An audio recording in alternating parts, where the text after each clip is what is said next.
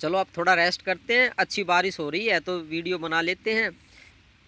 काम तो हो ही चुका है वैसे। हाँ, कुछ गलत फहमियाँ थी, ज़्यादा गहराई से जाने से पहले आपको कुछ ऊपर की बातें हैं वो बता देना मैं ज़रूरी समझता हूँ। कि आप समझते हैं कि जिसको भाई कोई गुरु होता है, पूरा कोई आसमान में से नीचे उतरेगा, कोई स्पेशल होगा, ऐसे कोई ज़रूरी नहीं है।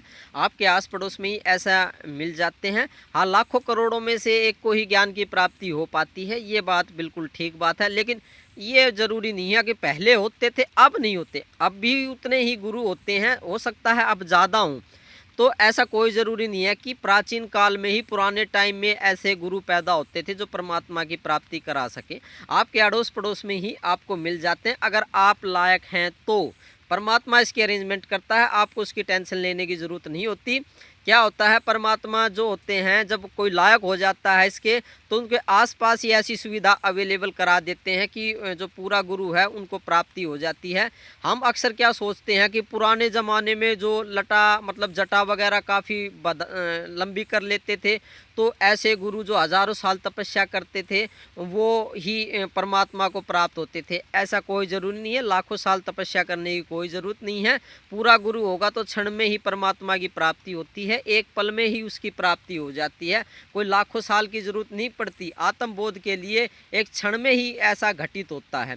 तो पहली बात तो इस गलतफहमी को दूर करें कि कोई पुराने ज़माने में वो होते थे, अब तो पैदा होने बंद हो गए हैं और आगे पैदा नहीं होंगे। अब भी पैदा हो रहे हैं, पहले भी पैदा होते थे, बस आपके नज़रिए का फ़र्क है कि आप उसको नज़रिए से कोई अलग चीज़ देखता है, कोई रिश्तेदार देखता है, कोई बुरा देखता है, कोई अच्छा देखता है, कोई गुरु देखता है, कोई परमात्मा देखता है, कोई गंदा आदमी देखता है। वो आपका नज़रिया है। आप सही नज़रिए से देखो, आपको यहीं पे प्राप्ति संभव है।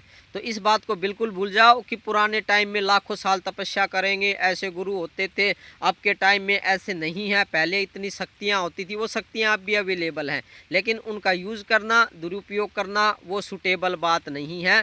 तो बिल्कुल दिमाग से निकाल दे, वो प्रेजेंट टेंस में, वर्तमान में गुरु अवेलेबल है। जब आप लायक हो जाते हैं तो परमात्मा उनकी उपलब्धि करा देता है और आपको ज़्यादा दूर जाने की ज़रूरत नहीं पड़ती। अगर आप लायक नहीं हैं तो कितनी दूर घूमते रहो, चाहे पूरी सृष्टि में घूमते रहो, आपको गुरु नहीं मिलेगा। आप लायक हैं, जहाँ बैठें वहीं पर आपको सुविधा उपलब्ध हो जाएगी।